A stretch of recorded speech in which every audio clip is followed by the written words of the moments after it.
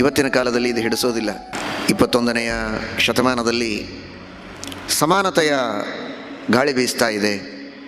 ಎಲ್ಲರೂ ಸಮಾನರು ಅಂದಾಗ ಒಬ್ಬರನ್ನು ಒಬ್ಬರು ಗೌರವಿಸೋದು, ಆದರಿಸೋದು, ಸೇವೆ ಮಾಡೋದು, ಇದೆಲ್ಲ ಹೇಗೆ? ಎಲ್ಲರೂ ಒಂದೇ ಅಲ್ವಾ, ಸಮಾನ ಅಲ್ವಾ ಅಂತ. ಸಮಾನತೆ ಅಂತನ್ನೋದು ಕೇವಲ ಹೆಸರಿನಲ್ಲಿದೆ, ಮಾತಿನಲ್ಲಿದೆ. ಜಗತ್ತಿನಲ್ಲಿ ಅದನ್ನು ಅನುಷ್ಠಾನದಲ್ಲಿ ತರುವುದಕ್ಕೆ ಸಾಧ್ಯವೇ ಇಲ್ಲ. ಒಬ್ಬ ಹೇಳುವವ ಮತ್ತೊಬ್ಬ ಕೇಳುವವ ಅಂತಾದರೆ ಮಾತ್ರ ಜಗತ್ತು ನಡೆಯುವುದಕ್ಕೆ ಸಾಧ್ಯ. ಗುರು ಹೇಳ್ತಾನೆ, 100 ಜನ ಶಿಷ್ಯರು ಗುರುಕುಲದಲ್ಲಿ ಅವನು ಹೇಳಿದಂತೆ ನಡೀತಾರೆ ಅಂದರೆ ವಿದ್ಯೆ ಬರ್ತದೆ, ವಿದ್ಯಾವಂತರಾಗ್ತಾರೆ. ನೀನು 2 ಕಾಲಿನ ಮನುಷ್ಯ, ನಾನೂ 2 ಕಾಲಿನ ಮನುಷ್ಯ. ನೀನು ಹೇಳುವವನೇ ಯಾರು, ನಾವು ಕೇಳುವವರು ಯಾರು? ಇಬ್ಬರೂ ಸಮಾನ. ನನ್ನ ತಲೆಗೆ ಬಂದದ್ದು ನಾವು ಮಾಡ್ತೇವೆ, ನಿನ್ನ ತಲೆಗೆ ಬಂದದ್ದು ನೀನು ಮಾಡು. ನಿನ್ನ ಪೀಠದಲ್ಲಿ ಕುಳಿತು ನೀನು ಒದರು, ನಮ್ಮ ಕಾಲಿಗೆ ಬುದ್ಧಿ ಹೇಳಿ ನಾವು ಆಟ ಆಡ್ತೇವೆ, ಜಗದಾಡ್ತೇವೆ, ಮಜಾ ಮಾಡ್ತೇವೆ.